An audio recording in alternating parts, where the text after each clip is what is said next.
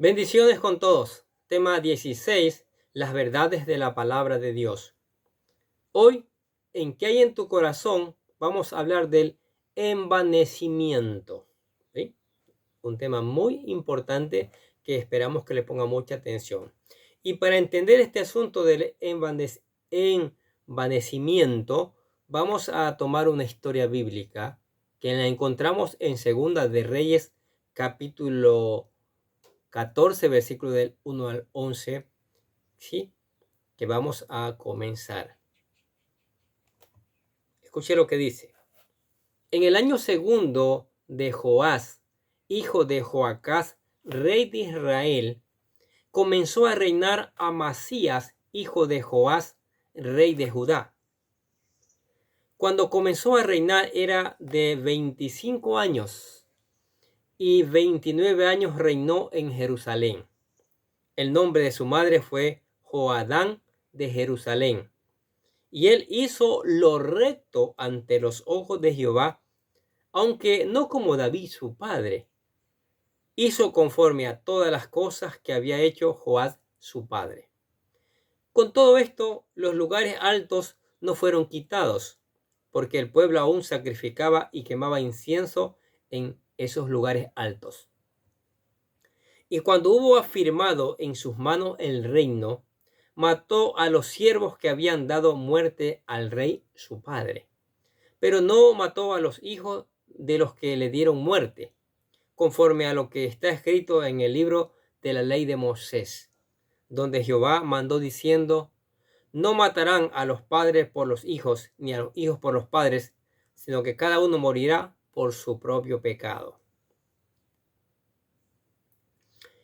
Este mató asimismo a 10,000 edomitas en el valle de Sal, y tomó a Sela en batalla y la llamó Joctel hasta hoy.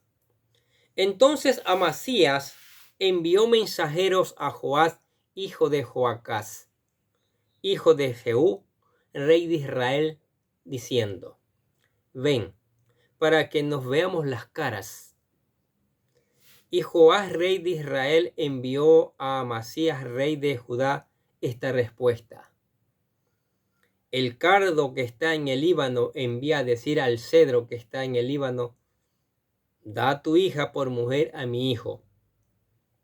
Y pasaron las fieras que están en el Líbano y hollaron el cardo. Ciertamente has derrotado a Edom, y tu corazón se ha envanecido. Gloríate pues, mas quédate en tu casa. ¿Para qué te metes en un mal? ¿Para qué caigas tú y contigo Judá? Pero Amasías no escuchó, por lo cual subió Joás, rey de Israel, y se vieron las caras él y Amasías, el rey de Judá, en Bet-Semes, que es de Judá, y Judá cayó delante de Israel y huyeron cada uno a su casa. Mire, porque había derrotado a unos edomitas, parece que se envaneció el corazón de Amasías y le buscó guerra al rey de Israel. Le buscó el rey de Israel Joás le dijo: no, quédate nomás tranquilo en tu casa, no nos metamos en problemas porque te puede pasar cosa peor. Pero él, como se había envanecido su corazón, creía que lo podía hacer todo, se fue a la guerra contra Israel y Joás lo venció. Y dice: cada cual huyó delante de Israel y cada uno se fue a su tienda. Fracasó. Ahí. Entonces, mira dónde puede llevar el envanecimiento. El creer que yo puedo hacerlo todo. No, no podemos hacer todo. Cuando intentamos hacer solo las cosas, terminamos cansados, derrotados, y a veces empeoramos las cosas, ¿sí? Entonces necesitamos hacerlo bien, ¿sí? Con corazón tranquilo, con la dirección de Dios. Ahora, lanzamos una pregunta. ¿Es usted una persona envanecida? Pero antes de que conteste la pregunta, quiero que sepa bien lo que es el envanecimiento para poderla contestar. El envanecimiento es igual al orgullo, es la vanagloria, la soberbia, la presunción, la arrogancia, la altivez, la fanfarronería, el endiosamiento y el engreimiento. Eso es. Envanecerse, en otras versiones de la palabra, emplean el verbo reflexivo hincharse, volverse arrogante, creer que yo tengo todo el poder, que tengo todo el control y puedo hacer lo que me da la gana. Quiero que sepamos con claridad que el envanecimiento es uno de los pecados más practicados, ¿sí? Mucha gente practica este pecado, ¿sí? Y ha causado demasiado daño, ¿sí? Demasiado daño. Primera de Corintios capítulo 4 versículo 6 dice: por esto, hermanos, les lo he presentado como ejemplo en mí y en Apolos por amor a vosotros, para que en nosotros aprendáis a no pensar más de lo que está escrito, no sea que por causa de uno os envanezcáis unos contra otros. A veces no tenemos un título y nos ponemos un título. Somos ingenieros, somos abogados, somos doctores y a veces no somos nada. Porque el envanecimiento nos ha llevado allá. A veces decimos tenerlo todo y en realidad no tenemos nada. A veces decimos saberlo todo y realmente no sabemos nada. Cuando abandonamos la regla infalible y autoridad absoluta de las Escrituras, entramos en el campo de la opinión y de la sabiduría humana. Es la palabra de Dios que nos enseña cómo debemos vivir. Mire el ejemplo de Jesucristo. Dice que se levantó de su trono, Filipenses capítulo 2, se puso en la condición de hombre, se humilló a sí mismo, entregando su vida por nosotros. Mire, el Rey de Reyes y Señor de Señores, mostrando humildad, se puso en la condición de hombre. Ese es un ejemplo de humildad, de cómo debemos ser nosotros. Y ahí están esos ejemplos en la palabra que nos ayudan a ser las personas que Dios quiere que seamos. En este campo siempre habrá división, celos y contiendas. Unos siempre se van a envanecer contra otros, contendiendo por su propia opinión y contra la opinión de otros. Esto es exactamente lo que había sucedido en la iglesia de Corintios, ¿sí?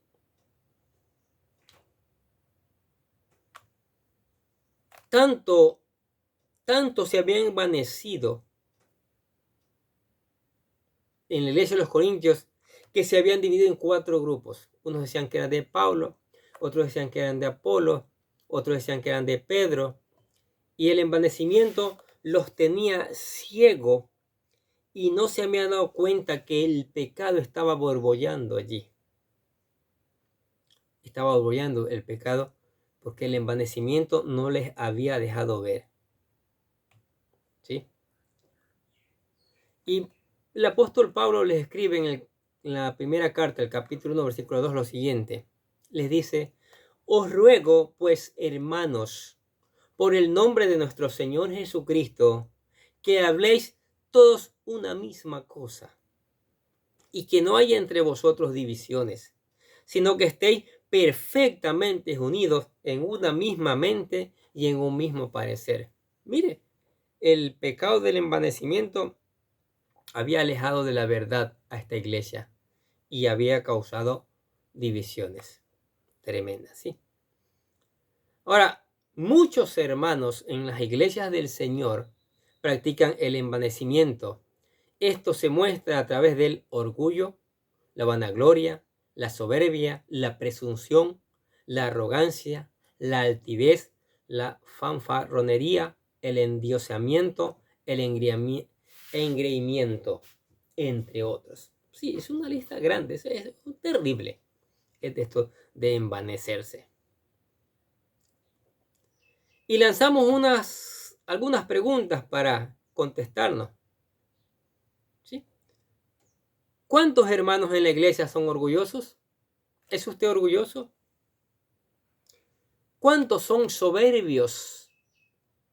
¿Es usted soberbio? ¿Cuántos hermanos practican la presunción? ¿Cuántos son arrogantes y altivos? Yo tengo 30 años en el Señor.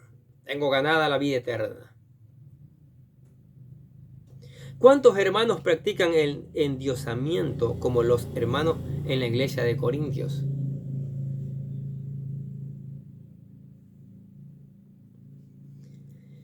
Mire, 1 Corintios capítulo 1, versículo 12, lo que le dice Pablo. Quiero decir que cada uno de vosotros dice, yo soy de Pablo, yo de Apolo, yo de Cefas y yo de Cristo.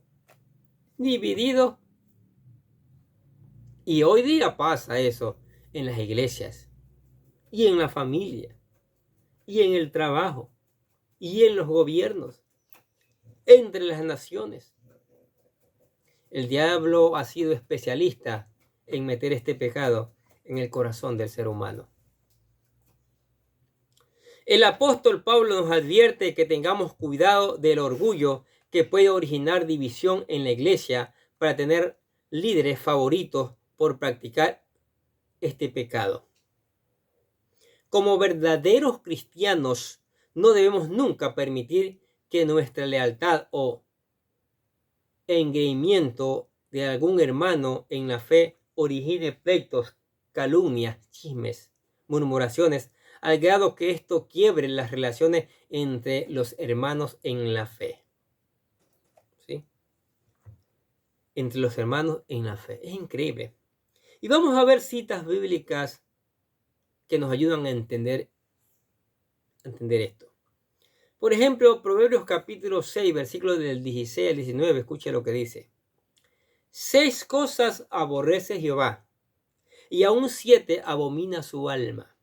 Escuche, los ojos altivos, la lengua mentirosa, las manos derramadoras de sangre inocente, el corazón que maquina pensamientos inicuos, los pies presurosos para correr al mal, el testigo falso que habla mentiras y el que siembra discordia entre hermanos. Mire, eso aborrece el Señor, lo aborrece. El envanecimiento también es causado en el hermano que se cree superior que su hermano al tener un alto concepto de sí. Romanos capítulo 12, versículo 3 dice, digo pues, por la gracia que me es dada a cada cual que está entre vosotros, que no tenga más alto concepto de sí del que debe tener, sino que piense de sí con cordura, conforme a la medida de la fe que Dios repartió a cada uno. Mire, no pensemos más de lo que somos. ¿Para qué inventamos cosas que no somos?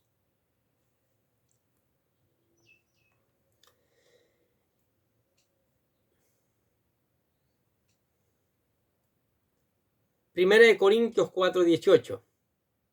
Mas algunos están envanecidos, le dice Pablo, como si yo nunca hubiese de ir a vosotros. Había envanecidos. Deben saber que Satanás bloquea la mente de los creyentes para que no disciernan las cosas del Espíritu. Sí. Miren lo que dice Santiago capítulo 3, versículo 1 al 12. Hermanos míos, no os hagáis maestros muchos de vosotros, sabiendo que recibiréis mayor condenación. porque todos ofendemos muchas veces. Si alguno no ofende en palabra, este es varón perfecto, capaz también de refrenar todo el cuerpo. He aquí nosotros ponemos freno en la boca de los caballos para que nos obedezcan y dirigirnos así todo su cuerpo. Mirad también las naves, aunque tan grandes y llevadas de impetuosos vientos, son gobernadas con un muy pequeño timón por donde el que las gobierna quiere. Así también la lengua es un miembro pequeño, pero se jacta de grandes cosas. He aquí cuán grande bosque enciende un pequeño fuego. Y dice, y la lengua es un fuego, un mundo de maldad. La lengua está puesta entre nuestros miembros y contamina todo el cuerpo e inflama la rueda de la creación. Y ella misma es inflamada por el infierno. Porque toda naturaleza de bestias y de aves y de serpientes y de seres del mar se doma y ha sido domada por la naturaleza humana. Pero ningún hombre puede domar la lengua, que es un mal que no puede ser refrenado, llena de veneno mortal. Con ella bendecimos al Dios y Padre, y con ella maldecimos a los hombres, que están hechos a la semejanza de Dios. De una misma boca proceden bendición y maldición. Hermanos míos, esto no debe ser así. ¿Acaso alguna fuente hecha por una misma abertura agua dulce y amarga? Hermanos míos, ¿puede acaso la higuera producir aceitunas o la vid higos? Así también ninguna fuente puede dar agua salada y agua dulce. Mire, increíble, ¿no? ¿Cuántos dirigentes de las iglesias y hermanos de reputación no siguen el ejemplo del apóstol Pablo, que dice, estuve entre vosotros con debilidad y mucho temor y temblor, y mi palabra ni mi predicación fue con palabras persuasivas de humana sabiduría, sino con demostración del Espíritu y de poder, para que vuestra fe no esté fundada en la sabiduría humana de los hombres, sino en el poder de Dios. El apóstol Pablo habla de la debilidad, no porque fuera débil, no porque fuera un hermano que tuviera temor a los corintios o que él no tuviera temor a Dios, sino porque él no quería que los corintios lo endiosaran a él y que la fe de los corintios estuviera puesta en sí, no en Dios. Mire, 1 Corintios 2:5. Para que vuestra fe no esté fundada en la sabiduría de los hombres, sino en el poder de Dios. El envanecimiento lleva a muchos a la condenación. 1 Timoteo 3:6 que dice, no un neófito, no sea que envaneciéndose caiga en la condenación del diablo. Ese es un problema que tenemos hoy, que un mero aprendiz, un medio aprendiz ya se dividió, se peleó con su pastor, armó una iglesia, se llevó unos cuantos y se declaró pastor y no sabe ni lo que está enseñando. Se ha envanecido. El envanecimiento es un pecado que es condenado por la palabra de Dios. 1 Corintios 5:1 dice, de cierto se oye que hay entre vosotros fornicación, y tal fornicación ni aun se nombra entre los gentiles, tanto que alguno tiene a la mujer de su padre. Mire, estaban tan ciegos, ese pecado del envanecimiento era tan ciego que uno había tomado por mujer a la mujer de su padre. Qué terrible. El envanecimiento, el orgullo, la vanagloria, soberbia, arrogancia, la altivez, no puede dejar ver el pecado que está dañando, carcomiendo a la iglesia.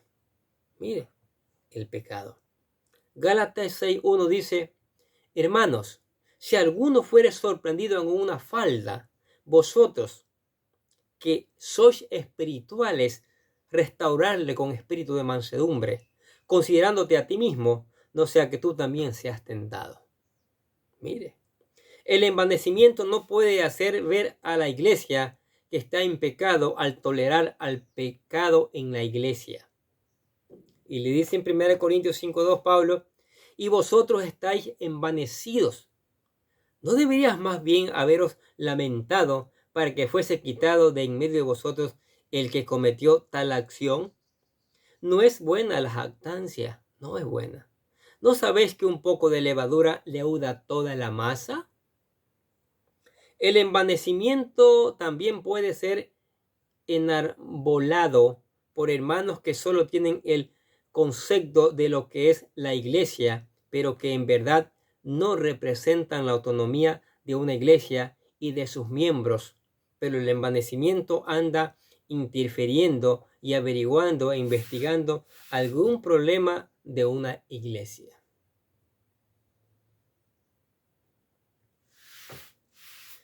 Primera de Corintios 5:11 dice, más bien os escribí que no os juntéis con ninguno que, llamándose hermano, fuere fornicario, o avaro, o idólatra, o maldiciente, o borracho, o ladrón. Con el tal ni aun comáis. Porque, ¿qué razón tendría yo para juzgar a los que están fuera? ¿No juzgáis vosotros a los que están dentro? Porque a los que están fuera son los del mundo. Dios juzgará. Dice, quitad pues a ese perverso de entre vosotros. ¿Qué les parece? El diablo ciega los sentimientos de los hermanos y comienza a divulgar algún problema interno de la iglesia y ciega el sentido de otros dirigentes de iglesias y hermanos de renombres de otras iglesias locales que no son miembros de dicha iglesia local. Y estos comienzan a interferir en asuntos que no les competen de algún miembro de alguna iglesia o en los problemas que pueden existir en una congregación local, entremetiéndose en lo que no saben.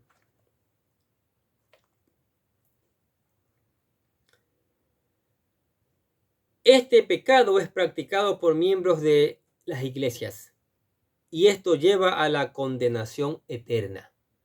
El pecado del envanecimiento lleva a un hermano a cegar espiritualmente. Y cuando un hermano hace la voluntad de la carne y de los pensamientos, está cegado por su incredulidad a la palabra de Dios. Mire, por eso hicimos este video en que hay en tu corazón el envanecimiento. Entonces, el envanecimiento no puede estar en el corazón. No debe estar en el corazón porque mire lo que sucede. Si está en el corazón de una persona, sea cristiano o no, ¿dónde lo puede llevar? A cegar y contaminar a otros para que otros no vean la realidad. El orgullo, la vanagloria, la arrogancia ha llevado a otros al fracaso. Al fracaso porque Dios así lo termina. Es un pecado terrible que ha hecho tanto daño a la familia, que ha hecho tanto daño a la sociedad. Y es tiempo de parar. Es tiempo de doblegar nuestras rodillas, ¿sí? Ponernos de rodillas delante de Cristo, confesar ese pecado y comenzar a llamarnos siervos, servidores del Señor y servidor de los demás, ¿sí?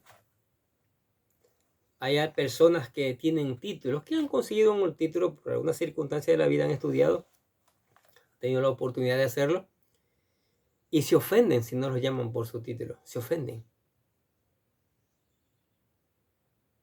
Como que son más grandes porque tienen ese título.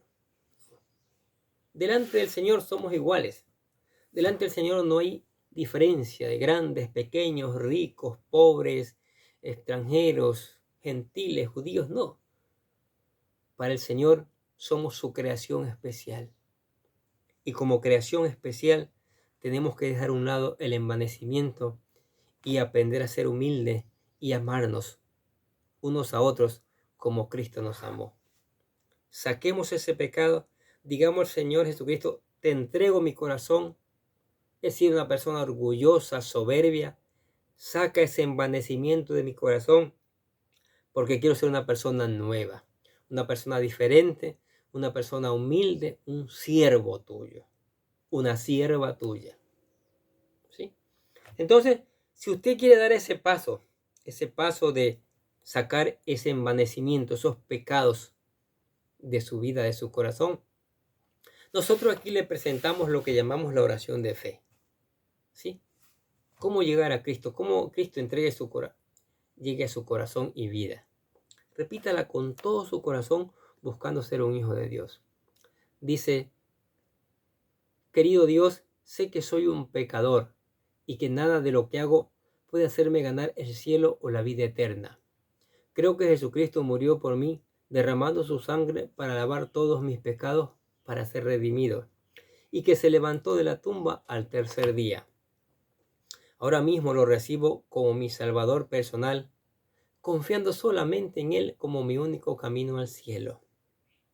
Y digo: Señor Jesús, séllame y lléname con tu Espíritu Santo, y escribe mi nombre en el libro de la vida para ser salvo. Y digo: gracias, amado Padre Celestial, por regalarme la vida eterna. ¿Aceptó a Cristo? Es la mejor decisión que usted ha tomado en toda su vida. Sí, en toda su vida. Ahora, venga a estudiar la palabra de Dios. Llénese de la palabra de Dios. La palabra de Dios le va a enseñar a ser un siervo, una sierva. Y va a quitar todo ese peso de pecado que hay o que estaba en usted. Le va a mantener firme, fiel, creciendo, llenándonos de conocimiento. Cuando lea la palabra, ore, converse con el Señor, pídele ayuda. Diga: Espíritu Santo, quiero que me enseñes tu palabra. Y quiero que me ayudes a ponerla en práctica. Y quiero que también después me ayudes a predicarla. Yo quiero predicar esta palabra. Yo quiero que otros sepan estas verdades de Dios. Al mismo tiempo, hay que apartar tiempo para alabar al Señor, glorificar su nombre, porque el Señor es merecedor de ella, merecedor de alabanzas que exalten su nombre, ¿sí? Que gloríen su nombre. Hay que hacerlo, ¿sí?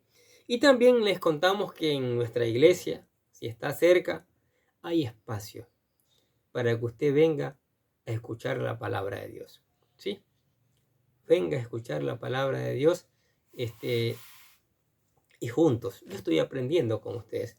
Seguimos aprendiendo estas maravillosas verdades que enriquecen nuestras vidas. Amén. Oremos.